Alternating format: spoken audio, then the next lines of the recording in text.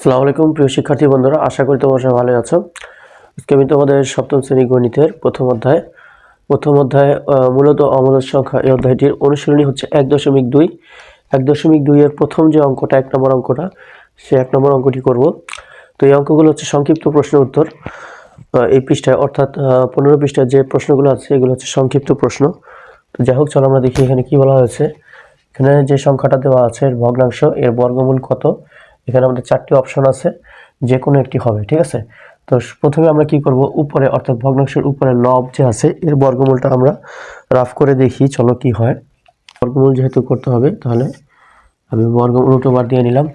তো যাই হোক, 289 আমরা জানি এই 15-র সাথে 15 গুণ করলে, তার মানে 15কে বর্গ করলে আমরা পাই 225। কত পাই? 225 পাই। এখানে আছে 289। তাহলে 15-র উপরে এই যে 289 বর্গমূল যদি করি 289, তাহলে সেটা আমরা 15-র উপরে পাবো। কারণ 225-এর এটাকে যদি বর্গমূল করি, তাহলে 2টা 15 থেকে আমরা পাবো 1টা 15, অর্থাৎ এই 225-এর বর্গমূল হচ্ছে 15। তাহলে 289-এর বর্গমূল হবে অবশ্যই 15 থেকে বেশি। তাহলে চলো দেখি, এখানে আমাদের যে অপশন আছে এটা হচ্ছে 13, 15 থেকে কম, তাহলে এটা হবে না। এটা হচ্ছে 17, 15 থেকে বেশি, আর এটা হতে পারে, ঠিক আছে। চলো আমরা দেখি 17-র সাথে 17 গুণ করলে এই 289 হয় কিনা। 7 7 49, 9 হাত রইল 4, 7 1 7 আর 4 হচ্ছে 11, 1 ঘর বাদ, 7 1 7, 1 1 1, যোগ করলে 9 8 2, 289 পেয়ে গেলাম, ঠিক আছে। তার মানে এই 289কে বর্গমূল করলে আমরা পাবো 17। তো আমরা 17 পেয়ে গেলাম, তার মানে এটা রাইট উপরে। আচ্ছা, এখন উপরে 17 এই সংখ্যাটা হবে রাইট। উপরে এখানে 19, তাহলে এটা হবে না, যেহেতু আমরা উপরের সংখ্যাটা পেয়ে গেছি 17। তাহলে উপরে 17 যে ভগ্নাংশ আছে এটাও হবে না। এরপরে যেটা আছে এটারও উপরে হচ্ছে অর্থাৎ 19, কিন্তু আমরা উপরের সংখ্যাটা 17 পেয়েছি, কাজে আমরা দেখতে পাচ্ছি এই যে 17/19 এটা কিন্তু হবে। তার মানে 361কে বর্গমূল করলে আমরা 19 পাবো, ঠিক আছে। তাহলে এই যে এই সংখ্যাটার বর্গমূল হচ্ছে 17/19, তার মানে এই খ নম্বরটা সঠিক। অনুশীলনী 1.2 এর 2 নম্বর যে প্রশ্ন আছে সেই প্রশ্নের উত্তর আমরা সমাধান করব। যাই হোক, এখানে যে সংখ্যাটা তো আছে একটি দশমিক সংখ্যা, এর বর্গমূল কত প্রশ্ন হচ্ছে এটা। 4টি অপশন আছে। তো দেখো, এখানে যে সংখ্যাটা আছে সেটা কিন্তু 1.1025, অর্থাৎ 1-এর থেকে একটু বেশি। তো যদি আমরা 1-এর বর্গমূল নির্ণয় করি, 1-এর বর্গমূল, ঠিক আছে, যদি আমরা এইভাবে যদি 1-এর বর্গমূল করি, তাহলে দেখো আমরা 1-কে লিখতে পারি 1 গুণ 1 এর উপর বর্গমূল, ঠিক আছে। তাহলে এই 1-এর উপর বর্গমূল মানে এই 1 গুণ 1-এর উপর বর্গমূল। তাহলে বর্গমূল করলে আমরা 2টা 1 থেকে পাবো, 1টা 1, ঠিক আছে। তাহলে 1-এর বর্গমূল হচ্ছে 1। তাহলে এখানে যে সংখ্যাটা আছে 1.1025 এর বর্গমূল অবশ্যই 1-এর থেকে একটু বেশি হবে। যেহেতু 1-এর বর্গমূলই আমি পাচ্ছি 1, তাহলে 1.something এর বর্গমূল আমরা 1-এর থেকে একটু বেশি পাবো, তাই না? আচ্ছা, এখন দেখো এখানে 1-এর থেকে কম, তো এটা বাদ যাবে, ঠিক আছে। তো এখানে দেখো 1-এর পরে কয় ঘর আছে, 1-এর পরে এখানে আছে 4 ঘর, 4 ঘর, ঠিক আছে।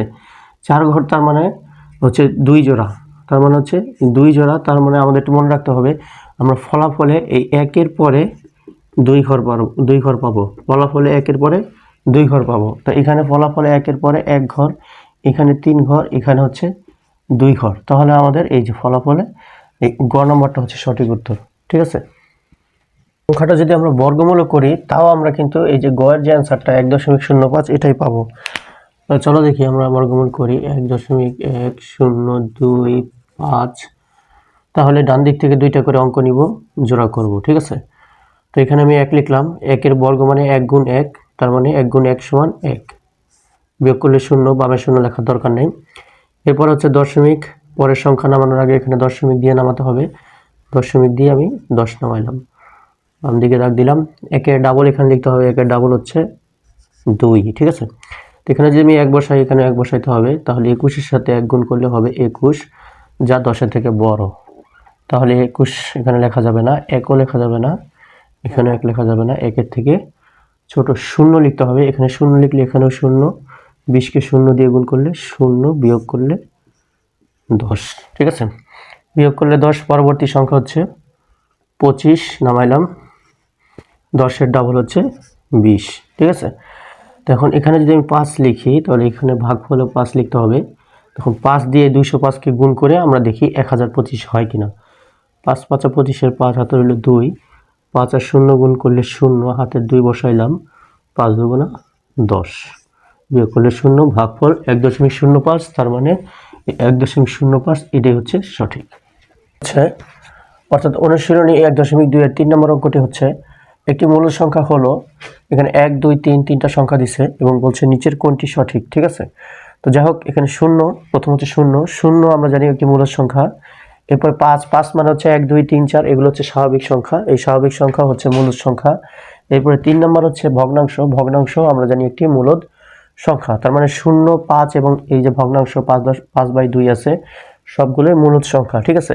তাহলে নিচের কোনটি সঠিক? এই যে ঘ নাম্বার 1 2 3, অর্থাৎ সবগুলো, ঠিক আছে, সবগুলোই মূলদ সংখ্যা।